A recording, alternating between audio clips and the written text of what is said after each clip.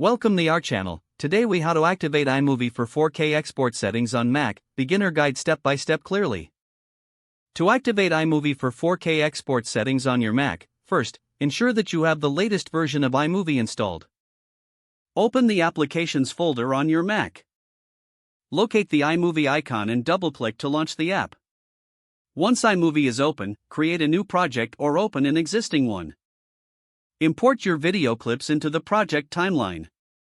After your clips are in place, navigate to the top menu and click on the File option. From the drop-down menu, select Share. Next, click on the option labeled File. In the Export Settings window that appears, you will see options for resolution. To enable 4K export, click on the Resolution drop-down menu. Select 4K from the list of available resolutions. Make sure the quality setting is set to high or best. Adjust the compression setting based on your preference for quality versus file size. Once all settings are adjusted, click on Next. Choose your desired save location for the exported file. Enter a name for your video in the Save As field. Finally, click on Save to begin the export process.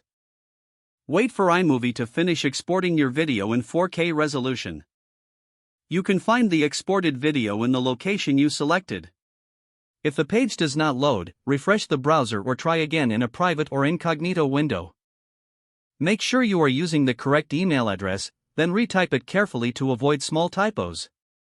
If your password is not accepted, use the reset option and create a new strong password you can remember.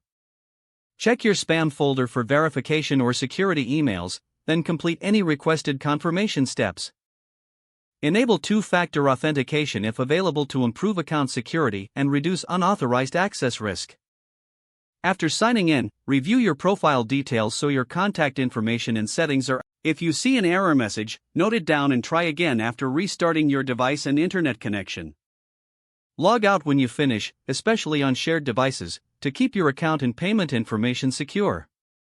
If the page does not load, refresh the browser or try again in a private or incognito window.